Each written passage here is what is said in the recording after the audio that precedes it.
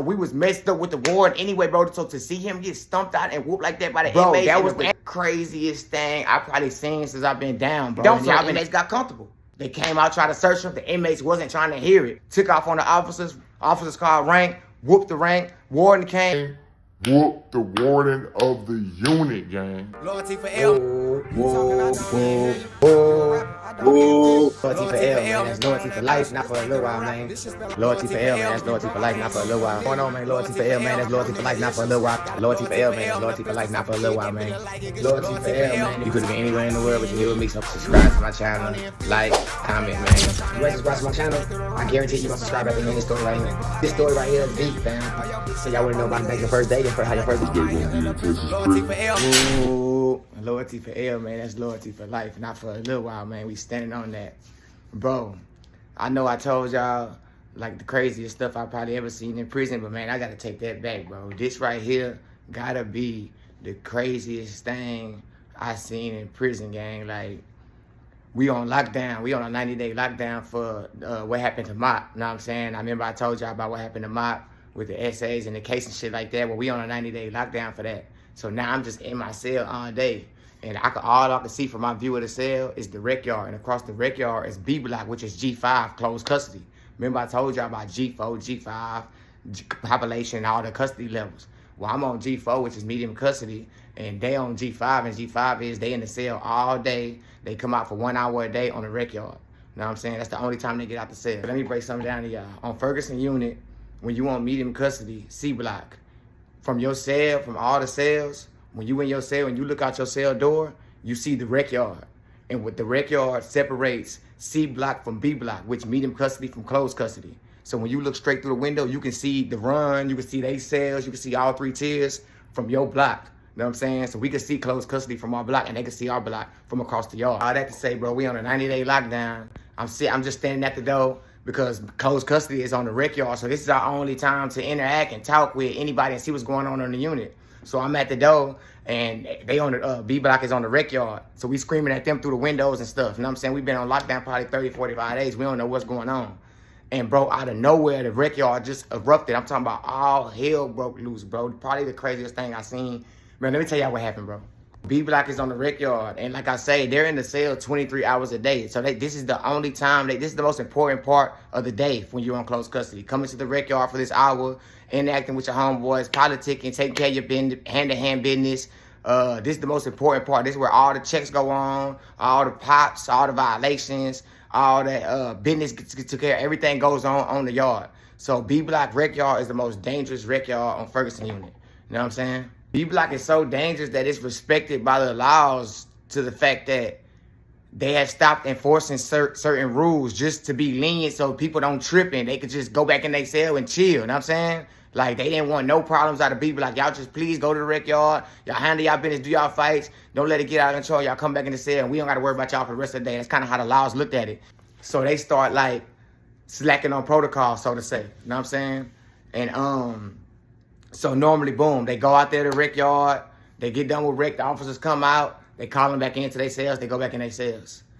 Well, on this particular day, bro, they was on the rec yard and think about it. You an inmate, you know what I'm saying? And you go to rec every day for an hour. And they never search you going out and they never search you going in, which is not protocol. Protocol says on your way to the rec yard, you get searched for weapons and contraband. Coming off the rec yard back to your cell, you get searched for weapons and contraband. And that the inmates are not getting searched on the rec yard going and coming. The inmates had got comfortable. You know what I'm saying? And this is only taking place on B block. You know what I'm saying? The inmates got comfortable. Now they bring in weapons, more weapons, bigger weapons. They bring in their contraband. They bring in cell phones to the rec yard. This is what go down on B block rec yard. They out there on cell phones, getting in the clouds, got in with their weapons. You know what I'm saying? It's the most dangerous yard on Ferguson. This particular day, the officers decided to follow protocol. So when they came out to the rec yard, instead of saying, hey, everybody line up, get ready to go back in the cells, they say, hey, everybody strip, everybody line up, get ready to strip out of them. We finna search y'all going back in the cells. And, bro, you should have seen, like, you could see it, like, the way the inmates went to looking. You went to seeing inmates arguing, like, what? Hell no, y'all don't never do that. And what type of, nah, we ain't going for no search. Let us back in our cells. And you just see the tension. You see a bunch of scattering. You see a bunch of inmates moving fast, grabbing stuff, tucking stuff, throwing stuff, hiding stuff. We looking like, what's going on? I see though, gang. I'm looking like, ooh, what's going on? This the most action for the day, gang. Like, we been on lockdown going on damn near 2 months, gang. You know what I'm saying? So I'm like, what's going on? What's going on? So you just hear commotion, bro. It was like everything froze. Talking about, I'm looking, I see the officers like getting fidgety. You know, they get fidgety. They get to reaching for their walkie-talkies, talking real loud and aggressive, screaming. And then you see the inmates like all together, black, whites, and Mexicans on the rec yard. And they all stand together like, nah, we not getting no search. You know what I'm saying? Because 85% of the rec yard got either drugs, weapons, or a cell phone. See this black dude stand up. You know what I'm saying? Big old black dude. He was a blood. And he told all the bloods, hey, bro, if you a blood on the rec yard, bro, y'all sit down. And if you a blood, bro, you mandatory. We're not submitting to no searches, bro. You know what I'm saying? We out here. So if you my homeboy, sit down. We're going to be non-aggressive, but we not submitting to no search. So after he did that, another black dude stood up who was a Crip. He told his homeboys the same thing. The Mexicans stood up, told their homeboys the same thing, and all the yard was on one accord.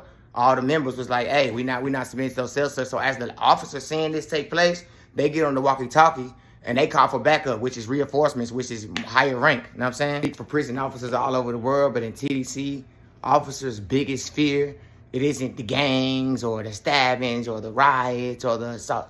Their biggest fear is not that, because all that is mainly us, inmate against inmate, us messing over each other. Their biggest fear is unification. They're scared of all the body of inmates to unify as one. Whenever they see any of this type of stuff taking place, they're going to automatically call for reinforcements. You know what I'm saying? It's like, as soon as this man got on the walkie-talkie and called for the backup, all hell broke loose, bro. An inmate took off on the first dude that got on the walkie-talkie, and that's how I started, bro. The inmates started whooping the officers. It was only like 4 officers against a whole rec yard full of inmates. Officers are getting handled by these inmates on the rec yard. They getting done bad, but that first officer got on that walkie-talkie and he called for backup. So backup is on the way, y'all. Backup is on the way. So while these officers are getting beat up by the masses, you got certain inmates throwing stuff over the gate, tucking stuff, eating stuff, trying to get back on the section so they can get to their cells and hide stuff and flush stuff. But the door closed. So you got certain inmates strategically post up at the door while they whooping on the laws and stumping on the laws and getting rid of everything else. You got 4 or 5 inmates posted up at the door waiting for backup. I'm watching this from my cell, though. Like, literally, I got my hand on the bars and I got my hand on the door. I'm like, what? Damn, what? It's like a movie, gang. It's like a movie. Only difference is it's real life. I'm watching something that you would see on a movie in real life from my cell door, gang. So, boom, reinforcements come. So the first people that come is the rank. The sergeant, the lieutenant, the captain, the GIs, they come first through the door. So as soon as they come through the back door to get to the rec yard, the inmates that was waiting at the door rushed them and went on the section. So now you got inmates rushing out the section of the block, and you got inmates on the yard. They started whooping the GI, the lieutenant, the sergeant, the rank, and everybody started getting whooped as soon as they made it to the rec yard. They ran on the rec yard reinforcements, and it was a riot. Officers versus inmates, gang. And inmates had made it on the section, so now you got inmates on the section, and you got inmates on the rec yard riding with the officers, bro. They're riding with the officers, gang. Bro, you got to understand how B Block was at this time. Like, closed custody was very tight-knit. Everybody was very close. They was real organized. Every race, every gang, every sector, you had every speaker on G5 at this time. The speaker for the Bloods that spoke for the unit was on G5. The speaker for the Crips that spoke for the unit was on G5. The speaker for the Blacks that spoke for the unit was on G5. So all the speakers was on one block.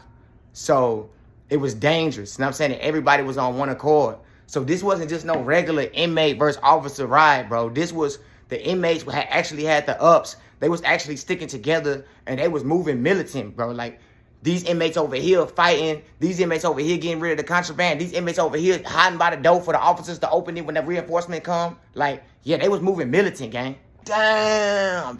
So you got to really look close, like, to see on the section, because you got 3 tiers and you got the bars. So you get to look this. So I'm looking close. I'm looking on the section. Once I seen they bum rush the section, I'm like, whoa. But, bro, that wasn't it, bro. So the warden come through the door. Warden always going to be the last one to come. He going to come and clean up, make sure everything went right. Man, the warden come through the door in the midst of them rushing the section. And, bro, I'm watching the warden. He got his suit on, his tie. He got on his dress shoes. Bro, I'm like, I know they're not going to do that. Bro, I know they're not. I know how they did the lieutenant. I know how they did the officers. I seen how they did the sergeants, the lieutenants, even the GI. I'm like, bro, these niggas. Bro, did the warden. Stumped him out. I watched them stump the warden out, bro, for at least 2-3 minutes, bro. I'm talking about literally. He was on the ground with his feet in the air, bro. Like, bro, I was like, yeah, bro. I was happy because the warden that just got me put on G4 for nothing, bro. I was like, I think this was the most happiest day on Ferguson unit for the inmates, bro, because we was so messed up with the warden at this time on medium custody because he had us on a 90-day. It was like our second 90-day lockdown in like that year, you know what I'm saying? And so we was messed up with the warden anyway, bro. So to see him get stumped out and whooped like that by the inmates and the ranking officers, bro, that was the craziest thing I probably seen since I've been down, bro. And y'all been asking me what's the craziest thing I seen. So I've been thinking hard on that game. So I had to tell y'all that story, bro. I'm talking about the inmates. Officers came on the rec yard, tried to search them. They normally don't search them, but it is protocol to search them. But they normally don't, so the inmates got comfortable. They came out, tried to search them. The inmates wasn't trying to hear it. Took off on the officers. Officers called rank, whooped the rank. Warden came, whooped the warden of the unit, gang. So now I want to ask y'all, if you was on that prison yard and you was with your members and you had your weapon or you had your contraband or you had your cell phone and that happened, that same thing happened because you normally don't get shook down, what would you have done? You know, putting your hands on officers, you risk getting more time, right? Also, getting caught with weapons, you risk getting more time. Getting caught with cell phone contraband, you risk getting more time, right? What would you have done? Would you have rocked out with your members? Would you have did what you had to do for your members? Would you have sat on and, oh, I'm trying to make parole? What would you have done if you was on that rec y'all that day? Y'all get in the comments, man. Y'all let me know. Watch this video all the way through. I want to say thank you, bro. I appreciate your support. If you subscribe to my channel, I appreciate your support. If you're not subscribed, subscribe right now. This is real content. This is real prison content coming from a young man who just got out of prison. This is all first-hand experience. This is no glorification. This is no cap rap. This is the real deal. I left when I was 19. I came home when I was 33. I did all my 20s, half of my 30s in there, man. And I'm home, and I'm just telling y'all my stories, man. I appreciate all the love, gang.